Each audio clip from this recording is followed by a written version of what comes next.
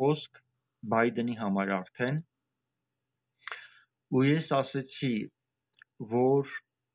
Աստված կոչ է անում, որպեսզի Ամերիկայի կառավարությունը կյանքի կոչի Սևրի պայմանագիրը։ Այս պայմանագրի մասին է խոսքը,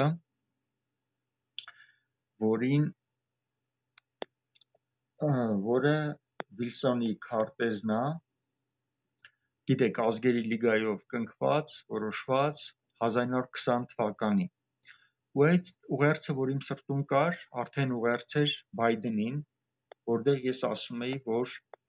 Աստված կոչ է անում, որ Ամերիկան կյանքի կոչի Սևրի պայմանագիրը, եւ եթե դուք դա անեք, ձեր կառավարման շրջանը ապահովված է, գալիք ընտրությունների հետ կապված հաղթանակը ապահովված է, այսինքն մարգարեական ուղերձ այս անգամ Բայդենին կոնկրետ հանձնարարությամբ։ Իմ համար շատ զարմանալի, մի քանի ժամ հետո, նույն օրը այդ ուղերձից հետո Բայդենը հրաժարվեց, հանեց իր թեկնածությունը ընտրապայքարից, դրանով իսկ արդեն հայտարարելով իր պարտության մասին, որտեղ եթե ինքը այդ ուղերձը իր սրտում ընդուներ ու համաձայնվեր, բնական է ինքը ընտրապայքարից դուրս չէր գա, այլ կհասկանար, որ իր ձեռքերի մեջ Աստված դնում է հաղթանակի խաղաքարտը։ Ու այս պահին այս ուղերձը Ամերիկայի համար ասված մնացել է օդի մեջ կախված։ Գիտենք, որ Բայդենից հետո թեկնածու նշանակվեց Քամալա Հարիսը, որը իր ընտրապայքարն է տանում առաջ պրեզիդենտական ընտրություններում Տրամպի հետ միասին։ Ես իրականում չգիտեմ ինչ վերաբերմունք ունի Քամալա Հարիսը այս տեսիլքի հետ կապված, բայց երբ որ 2020 թվականին, երբ որ մարգարեական ուղերձով ես դիմում էի Տրամպին,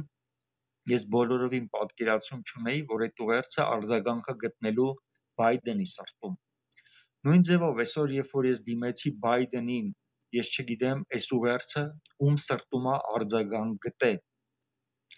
Եթե Քամալա Հարիսը ինքը այս տեսիլքը վերցրել է իր սրտում ու ինքը որոշել է, որ ինքը իրականացնելու է սա ու կյանքի է կոչելու Սևրի պայմանագիրը, ապա ուզում եմ ասեմ, որ հաղթանակը իր այս ընտրություններում ապահովված կլինի։ Բայց եթե Քամալա Հարիսը նույնպես իր սրտում մերժել է այս տեսիլքը, այս մարգարեական ուղերձը, որ Աստված իրան տվել է դեմոկրատական իշխող կառավարությանը, ապա Աստված կբարձրացնի մեկ ուրիշին, ում սրտում որ այս տեսիլքը արձագանք կգտնի, ու եթե Տրամպը, որը ժամանակին մերժել էր Աստծո կամքը 20 թվականին, հիմա իր սրտում զղջացել է, որ ինքը անարգել է Աստծուն, մերժել է 20 թվականին իր ուղված մարգարեական խոսքը, ապաշխարել է, զղջացել է, ու հիմա այս տեսիլքը վերցրել է իր սրտում, ապա հաղթանակը կարա լինի Տրամպինը, հաղթանակը լինելու է տեսիլքը վերցնողին։ Եթե և Տրամպը, և Քամալա Հարիսը մերժել են այս տեսիլքը իրանց սրտում ու իրանք որևէ ցանկություն չունեն իրականացնելու Աստծո կամքը, եթե իրանք գնում են իրանց ցանկությունների հետևից, ապա երկուսն էլ կունենան խնդիրներ ու Աստված կբարձրացնի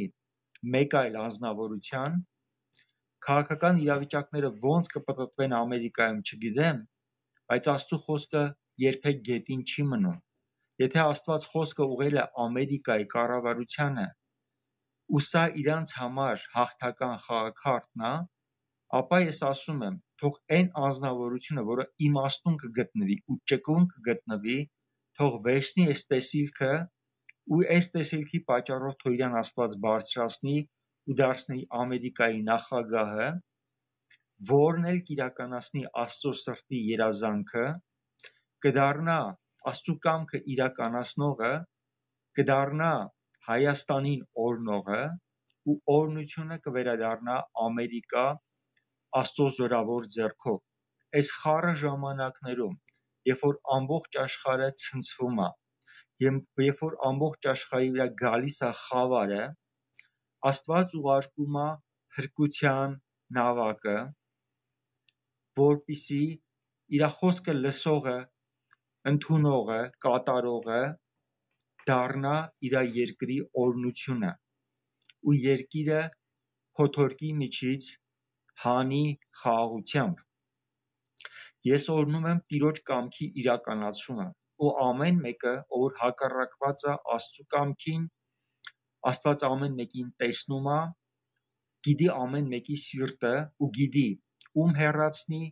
ում հաստատի։ Թող ամերիկյան ընտրությունների վրա կատարվի Տիրոջ կատարյալ կամքը, ամեն մեկը, ով որ Աստծո կամքին համաձայն է, թող բարձրանա, հաստատվի ու կատարի Աստծո կամքը, իսկ ամեն մեկը, ով որ գալիս է իր ցանկությունների հետևից, անարգելով Աստծուն, Աստված իրան անարգում է։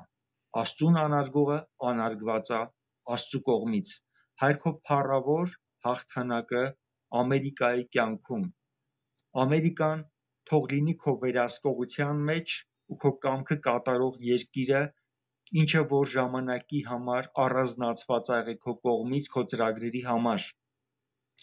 Ու այն բոլոր մարգարեական խոսքերը Ամերիկայի վրա արձակված, որ Ամերիկան դառնալու է արթնության երկիր ու ամբողջ արթնությունը, Սուրբ Հոգու զորությունը իջնելու է Ամերիկայի վրա ու տարածվելու է ամբողջ աշխարհով մեկ, թող իրականանա Ամերիկայի հնազանդության պատճառով ու քո խոսքը զորությամբ թող Ամերիկայից արձակվի ամբողջ ազգերի վրա Հիսուսի զորավոր անունով։ Օրհնում եմ, որ Ամերիկան իրականացնի քո սրտի երազանքը այս երկրի վրա, ինչի համար որ կանչվել ու նախասահմանվել է։ Թող Ամերիկան լինի եւ Հայաստանի օրհնությունը եւ Իսրայելի օրհնությունը, ոնց քո կողմից որոշված է Հիսուսի անունով։ Ամեն։ Սիրելի հայ ժողովուրդ, ոնց գիտեք, այսօր Ամերիկայում ընտրվեց նախագահ ու դա Դոնալդ Թրամփն է։ Այս մարգարեական ուղերձը, որը նոր տեղադրեցի, 2 շաբաթ առաջ հեռարձակել եմ։ Այն խոսքը, որը ուղարկված է Ամերիկայի համար, մնում է անփոփոխ։ Ամերիկայի ներկայիս կառավարությունը, որը ստանձնելու է իշխանությունը Դոնալդ Թրամփի ղեկավարությամբ, ստանում է այս ուղերձը։ Ոնց տեսակ դեմոկրատները ուղերձը մերժեցին ու կորցրեցին հնարավորությունը ընտրվելու։ Ուղերձը վերցրեց նախագահությունը անցավ հիմա Դոնալդ Թրամփին, իսկ Աստծո խոսքը մնում է անփոփոխ։ Եթե Դոնալդ Թրամփը կկատարի Աստծո կամքը, որ իրան ուղարկված է,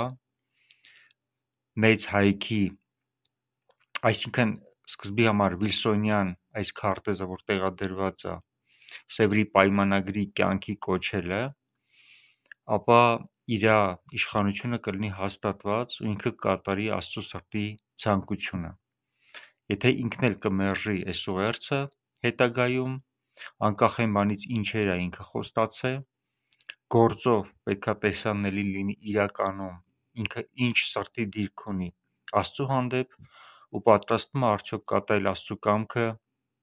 Հայաստանի հետ կապված։ Եթե կկատարի, թող Աստված օրհնի իր նախագահությունը։ Եթե ինքը հերթական մերժողն է լինելու Աստծո կամքի, թող Աստված իր այդ վարվի, ոնց ինքը ուզում է։ Թող ամեն դեպքում կատարվի Աստծո կատարյալ կամքը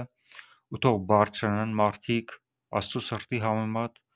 որ կփնտրեն Աստծո կամքը, կհնազանդվեն ու կկատարեն։ Օրհնում եմ Աստծո տեսիլքի իրականացումը, Սևրի պայմանագրի հարությունը,